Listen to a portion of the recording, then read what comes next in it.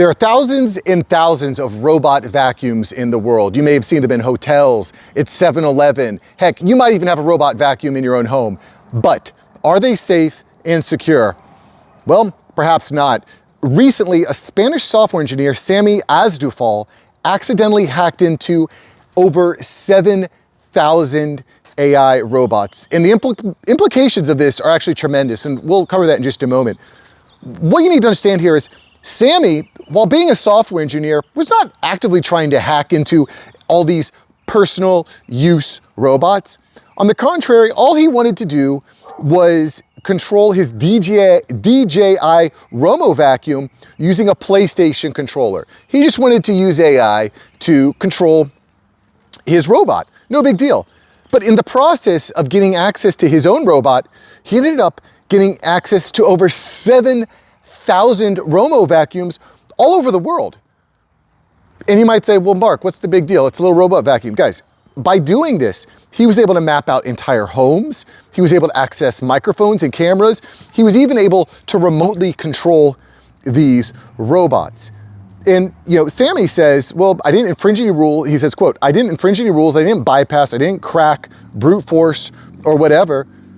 Nevertheless, he was able to directly tap in to DJI's tech company network. And this breach illustrates the ease in which bad actors could easily obtain data in a tech-saturated society. Just to kind of expand or extrapolate on this, Elon is planning on putting Tesla Optimus robots in everyone's home. He says, quote, everyone's gonna want their own Optimus buddy. What if you could just hack all these robots? No big deal, right? All these autonomous robots being hacked and controlled. It really reminds me of that movie I, Robot with Will Smith. If you've seen that, put in the comments below. Absolutely crazy. But what was also surprising me about this story is DJI is not like a small company. This is like one of the largest tech manufacturing technology companies in the world. They make tons of tech, tons of AI. I mean, I've had DJI, not cameras, but accessories like microphones. They make awesome microphones, drones, all kinds of stuff. And of course, robot vacuums as well. Anyway, it's a Chinese firm known for their advanced AI-powered gadgets and confirmed that the glitch has been fixed. A company spokesperson, Daisy Kong, says, quote, DJI maintains strong standards for privacy and security and has established processes for identifying and addressing potential vulnerabilities. DJI will continue to implement additional security enhancement as part of its ongoing efforts. Gosh, I wonder if ChatGPT helped her write that. My guess is yes. But this isn't the first time something like this has happened. 2 years ago, a Chinese-made robot vacuum by Ecovac was also hacked and rewired to yell out racial slurs at the owners of these robots. I mean, this stuff is insane. Guys, what we're kind of finding out here is that what we're seeing happening with AI is unpredictable, to say the least. You don't know what these things are capable of. You don't know what they're going to do. There's stories upon stories. Even just this week, we covered a few stories where AI was doing stuff that was unexpected. This AI agent that was set up using OpenClaw just shilled out a bunch of Solana meme coins. Ended up costing the guy $40,000 because he gave an AI agent access to his Solana wallet. It's unpredictable. This stuff is really unpredictable. And I'm gonna talk about that in just a moment. But what I think we need to recognize here is that these types of strange occurrences, these types of strange privacy and hack concerns, again, this guy wasn't even trying to hack, he just accidentally hacked 7,000 robots. That is insane. Because guys, the reality is it doesn't stop with vacuums. Everything in your house is connected. Heck, your phone, Alexa, your doorbell, heck, my air conditioner is connected to my Wi-Fi. Even your refrigerator, bro, is connected to Wi-Fi. Everything is connected. Anything that's connected to Wi-Fi can be compromised. And by the way, your phone is always listening to you. If you're able to say something like, Hey Google, or Hey Meta, or anything like that. Do you know why that works? You might say, oh, well, it only starts listening once I say that. Bro, in order for it to hear you say that, it has to be listening to every word that you say. Did you kind of put that together? In order for your phone to respond to you, in order for your Alexa to respond to you when you say, hey Alexa, the only way that that works is if it's listening for you to say that. It can't just say, it doesn't know you said it until it hears you say that. It is listening to everything that you say. And you might say, oh, well, I trust Jeff Bezos, and I trust Amazon, and I trust all the guys over at Google. They're trustworthy. I trust the federal government. You could say that all you want, but what if somebody hacks into it? What if the people that you trust aren't the ones that are actually in control? Because we've seen this simple, not super sophisticated software engineer was able to hack thousands and thousands of devices without even trying.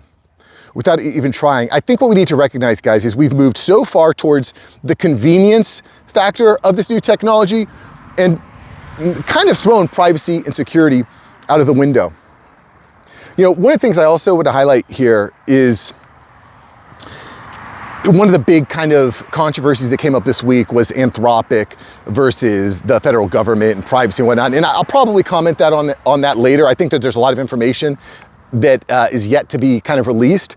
It's a bunch of he said, she said right now, so I don't really have a firm opinion, speak educatedly on it. But it does lead this question of, well, who has control of all of our data? Another thing that's popped up recently, I heard Matthew McConaughey speaking about, hey, the AI avatars are coming. Seedance is making insane AI video, and you need to own your intellectual property, and your personal brand is your intellectual property. How valuable is that? Can someone just steal your IP and go with it? There was I believe a French creator who sold his likeness to an AI. I don't remember all the details. Sold his likeness to an AI system for, I want to say $780 million, some obscene amount. I don't know the exact data, but the reality, what I'm trying to say here is that your personal brand is very valuable, and they're collecting all of it right now. My YouTube channel, Google is collecting all my data, all of it. But it goes even a level deeper. You know, for all my dads out there, I know a lot of the viewers here are fathers. You know, it goes even deeper. We're seeing interactive AI toys become way mainstream. The way that you think about tablets now and the way that kids use tablets is exactly how kids are going to be interacting with AI toys over the next several years. The AI-enabled toy segment is estimated still in the low single-digit billions, but it's projected to grow 20 to 30% year over year for the next 5 to 7 years. Guys, AI toys, AI dolls, AI little kids assistants are going to be in every single home. And again, you don't know who's getting access to that. You don't know who's programming that. A hacker could easily, these things are watching you. They have video. They're actually pretty neat. But parents are going to be abdicating their responsibility and just putting their kids in front of these AI toys. And by the way, these AI toys are pretty they're pretty obscene. I saw a video recently of a parent who was engaging with their kid's AI toy and asked them what the word kink meant. And let me tell you something, this little robot toy, AI-powered robot toy, knew a lot about kink. And it was not afraid to tell the kid all about it. Do you really want your kid learning about kink from a little AI robot? That's the world we're in. That's what's happening. That's just what's coming. And again, that still goes back to this broader point of how easy it is to hack into these types of devices. It's really, really quite remarkable. But here's the deal, guys. Just knowing that there's risks, just knowing that there's potential issues does not give you an excuse not to adapt. It doesn't give you an excuse not to adapt. Like, you might not like the rules, but you play by them. You might not like the new kickoff rules in the NFL, but that's what the rules are, so you play by them, right?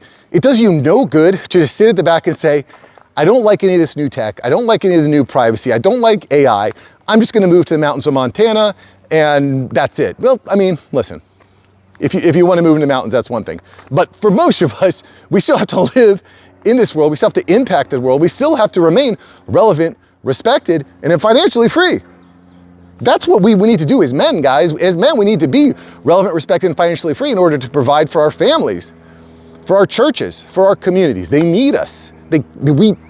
Saying I don't like the way the world operates it just doesn't. How does that serve you? I was coaching my daughter the other day. She's on a softball team, and the pitcher on the team was, well, not good, to say the least. She was not an accurate pitcher. At any rate, my daughter was kind of making excuses. Oh, like, what can I, we can't win with this pitcher. I'm like, Addie, there was a fly ball hit to you and you didn't catch it. In fact, you didn't call it. You were 2 feet away from it. What can you do to control the outcome? Because pointing your fingers at things that you don't like doesn't actually solve the problem that's right there in your face. I said, Addie, if you want to win games, you need to do your part. You need to catch that fly ball. Remember that ground ball that was hit to you and it went between your legs? That's not the pitcher's fault, that's your fault. And the point I'm trying to make here, it should be pretty obvious. You may not like that people are using these robots. You might not like the new AI world. It may scare you in a lot of ways, but it is a reality. It is happening. With that said, as we can also see, this is a very tumultuous time.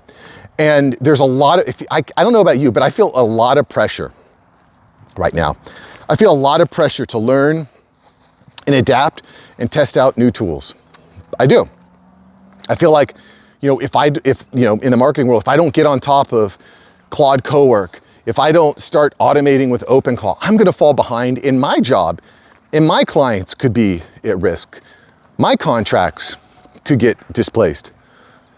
So I feel an immense amount of pressure to start adapting and using these new tools. But the reality is that, well, if we move in the wrong direction, if we do the wrong thing, well, we could expose ourselves. We could have our wallets compromised. We could have our privacy compromised. And that is a scary thought. That is the world we're living in. So at any rate, the way I'm handling it is I'm gonna keep working it. I'm gonna keep testing it. I'm gonna keep surrounding myself with smart people that know more than me. And that might be you in the comments. I saw a comment the other day. I know I'm bouncing around a little bit here, but I saw a comment the other day. Someone said, you sound like I can't watch your videos because you talk like you know it all. And that's not the point, guys. I come on here and I speak confidently because that's the way I feel. But there have been a number of times where people have gone in the comments and said, Mark, you're wrong about this. I educate myself, I learn, and then I make corrections, and then I come back. And that's what we're living through in the AI world. You cannot have success without failure. You can't have a testimonial without the test. And it's the same thing in this AI world, guys. We're all trying to learn it together. We're all trying to figure it out together. But I can promise you this, with everything that you learn, you're gonna be better. You're gonna be stronger. You're gonna be more equipped to succeed with these new tools. But before you upload all of your personal data to an AI program like DeepSeek, a Chinese-owned AI program like DeepSeek, you might want to think twice, is all I'm saying. Boys, if you like the video, smash like, smash subscribe, and I will catch you in the next video. If you missed it, check out yesterday's video. It's gonna knock your socks off. You can go check out here. All right, I'll see you later. Peace.